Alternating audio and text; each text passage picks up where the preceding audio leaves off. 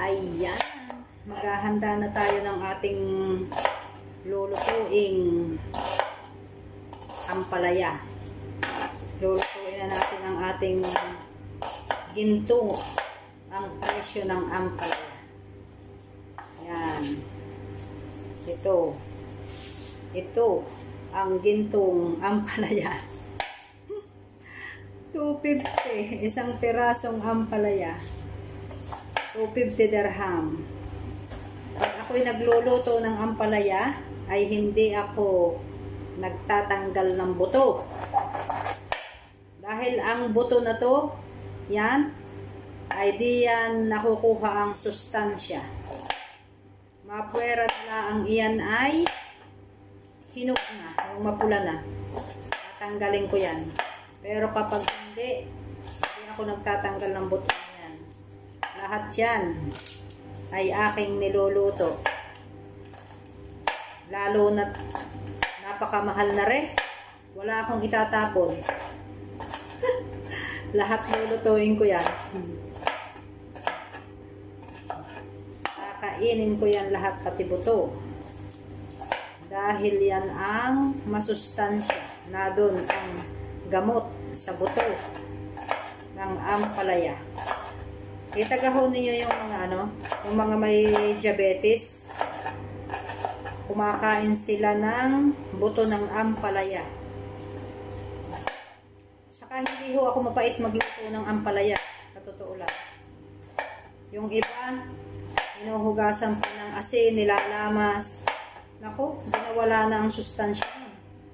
Sa akin ito ay akin lang hinuhugasan ng tubig.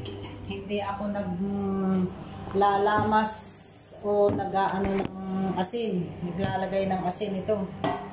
Ganyan lang yan. Huhugasan ko lang yan ng tubig. Wala akong ibang nilalagay dyan. Kung hindi huhugasan ng tubig. Kapag nilamas natin yan ng asin, mawawala na ang sustansya niyan.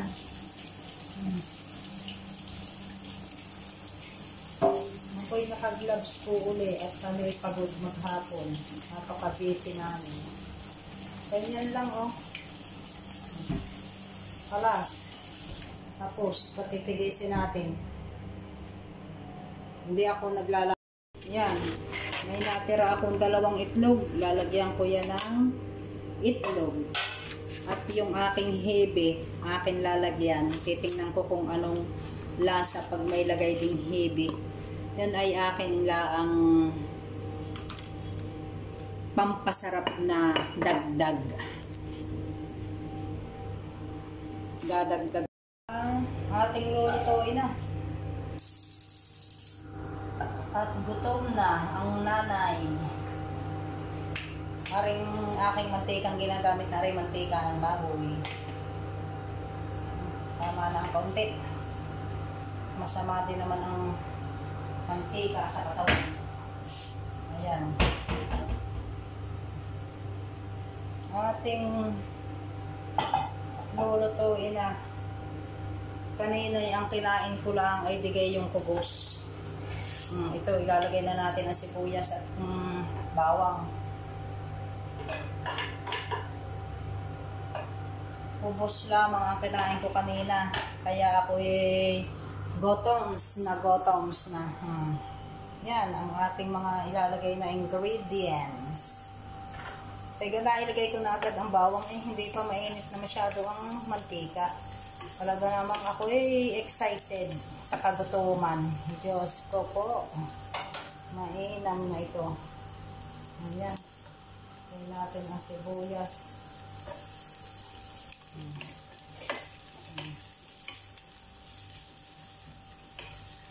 Ako'y hindi naglalagay ng kamatis sa pagluluto ng ampalaya con egg. Ayaw ko ng may kamatis. Gawin na natin yung hebe na pampasarap.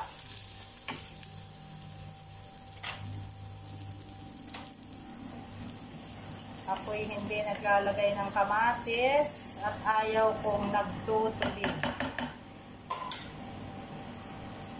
Okay.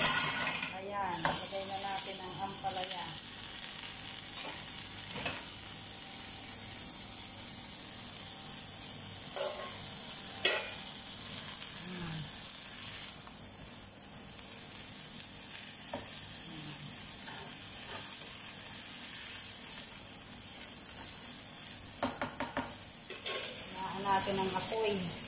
Masyadong malakas ang apoy. Lagyan ng kaunting katulong ni mama sa pagluluto. Yan. Pakluban muna natin.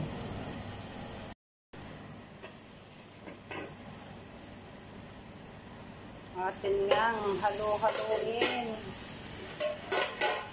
Halo-haloin. Yan ang ganda ng malagyan ng hibi. Ang ganda.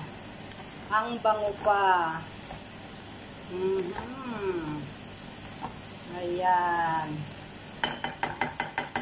At ating lalagyan ng itlog. Yan, habang ating hinahalo, ay lalagyan natin ng itlog. Naku, parang ang sarap nito. Kapag pabango yung ano ba ito? Nakapagpabango yung hibi.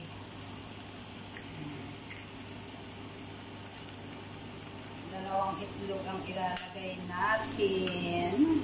Wow! Yummy, yummy! Yummy, yummy! Naglalagyan ng itlog.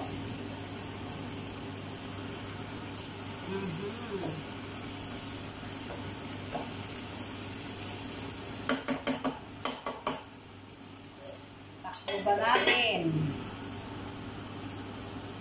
para madaling maluto ang egg.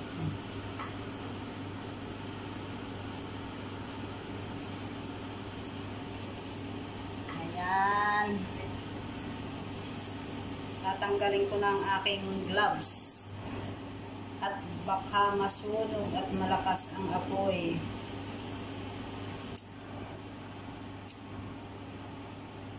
Ating titingnan kung luto na baga. At apoy talagang gutom na. Daw nga.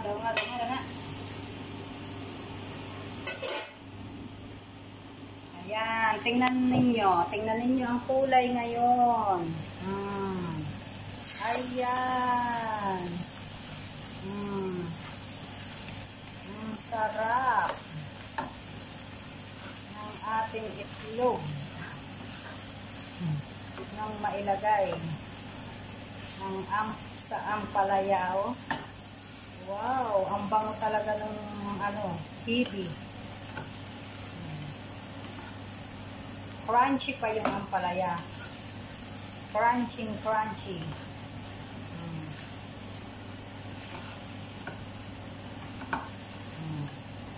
Wow!